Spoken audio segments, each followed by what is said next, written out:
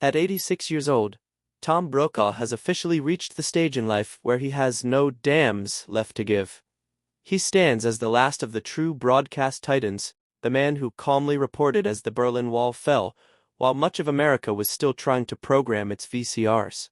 For years, he kept his opinions about Savannah Guthrie neatly stored away in a professional, tightly sealed box. Recently, however, that box burst open. Now the legendary anchor is finally sharing his thoughts on the woman who has transformed his old stomping grounds, and he isn't softening the edges. There's something liberating about being 86.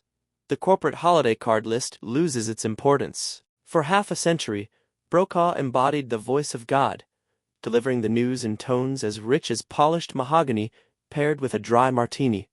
He became the gold standard, the steady narrator of the late 20th century who never seemed to break a sweat or misplace his pocket square. These days, though, he watches the Today Show from a very different perch. His ranch, far removed from the synthetic glow of Studio 1A. From there, he has been observing the woman now steering the ship, Savannah Guthrie. When Brokaw looks at Guthrie, he doesn't just see another anchor. He sees a revolution dressed in a power suit. For years, whispers in the hallways of 30 Rock suggested that the old guard, the era of deep-voiced, emotionless delivery, was uneasy with the livelier, more caffeinated tone of modern morning television. Brokaw has effectively dismantled that narrative. Rather than issuing a carefully worded statement through a publicist, he offered something closer to a knowing wink and nod.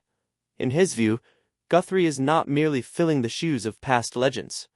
She is reinventing the wheel while driving at 80 miles per hour.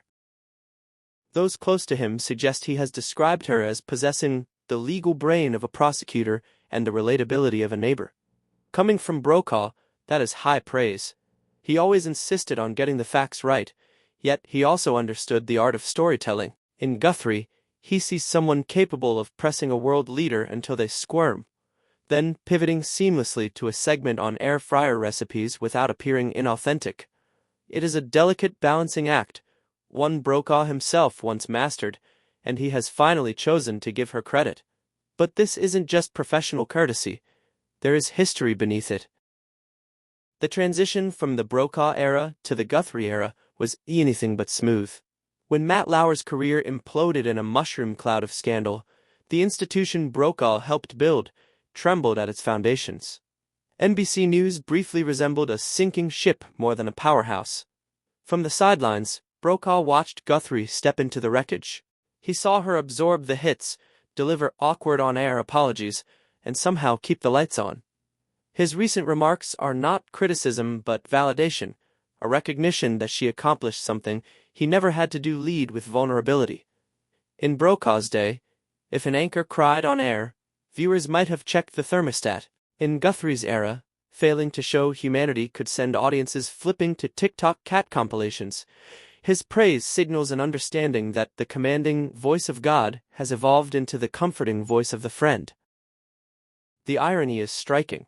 The man who narrated the fall of the Berlin Wall is now commending a host who must devote 20 minutes to viral memes before diving into hard politics. Some expected him to grumble in a classic "get off my lawn" fashion.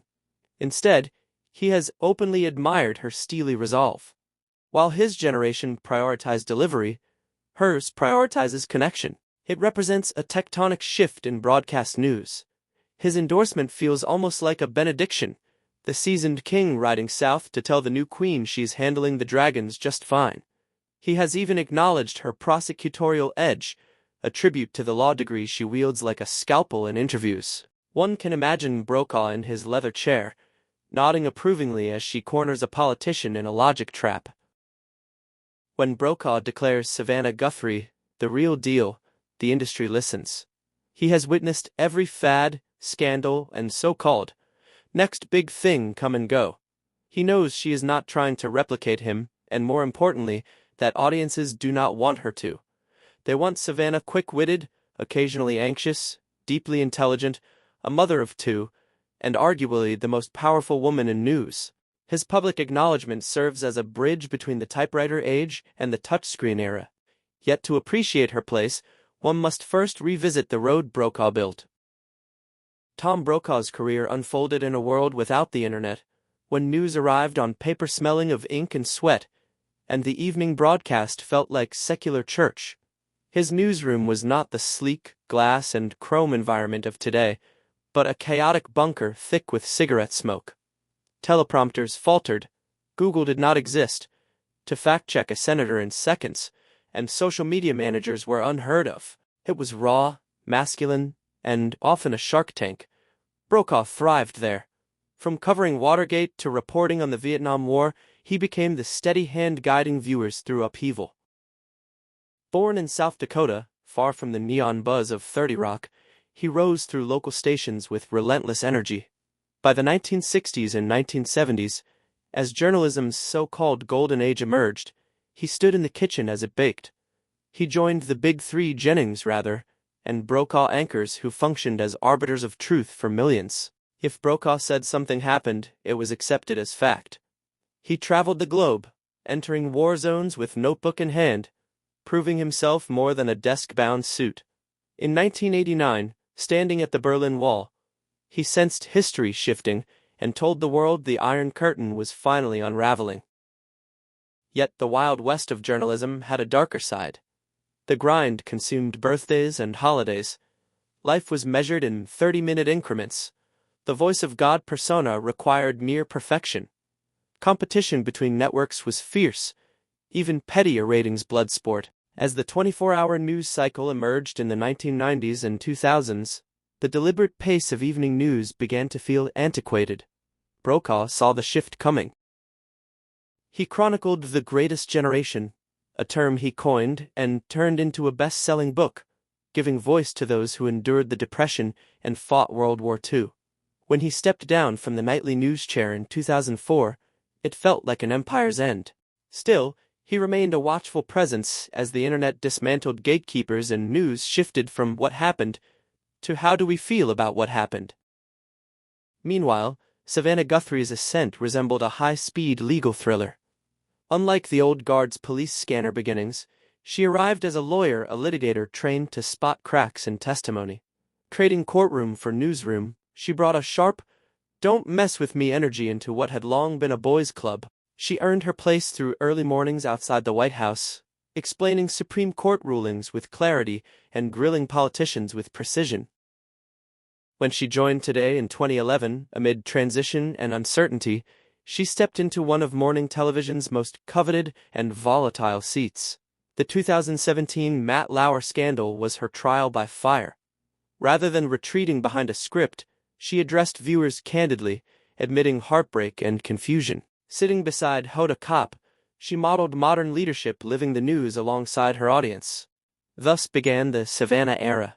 She demonstrated range, shifting from political conventions filled with red hats and heated exchanges to lighthearted studio segments about organizing junk drawers. Critics questioned her sharpness and whether two women could successfully co-host. She responded by leaning into her strengths. Her interviews became signature performances, smiling questions that double as traps, surgical follow-ups that expose inconsistencies. In a digital age of relentless scrutiny, she faced not battlefield bullets but the non-stop fire of social media. Every word was dissected. She defended not just stories but the very concept of truth. At home, she balanced motherhood with morning headlines. Open about IVF and later-in-life pregnancies, she shared the exhaustion and guilt familiar to working parents. A freak accident involving her son and a toy train nearly cost her sight in one eye, leading to surgeries and weeks in darkness. She returned, wearing glasses and telling her story with vulnerability. In that resilience, Brokaw recognizes a fellow survivor. Both anchors have faced mortality and fragility. In 2013, Brokaw was diagnosed with multiple myeloma, a blood cancer indifferent to awards or accolades. He chronicled his fight and reflected on the lucky life he had lived. Aging meant relinquishing the identity of Tom Brokaw, NBC News, and embracing roles as husband and grandfather at his Montana ranch. For Guthrie, the struggle has been the intense, beautiful chaos of mid-journey high-risk pregnancies, eye surgeries, and the daily juggle of global interviews and toddler negotiations. Their shared humanity reveals a broader truth. The traditional anchor is gone. Once a granite desk, oracle delivering capital T truth without feedback, the anchor now exists amid a fractured, multi-platform cacophony. The pedestal has been chopped down. The era of the untouchable anchor has given way to the relatable professional. Guthrie embodies this shift: journalist, brand, personality, and friend all at once. Authenticity has become the new objectivity. Brokaw understands that his stoic model would not survive unchanged in today's environment. He does not scoff at the light-hearted segments but marvels that Guthrie maintains integrity within what amounts to a 3-hour live stage production each morning. The golden age may be over, yet the Savannah age stands as its own accomplishment. The granite desk has become glass. The voice of God has become conversation. The anchor may be diminished, but the storyteller remains essential. And as one legendary career settles into its sunset, the final words feel less like farewell and more like affirmation.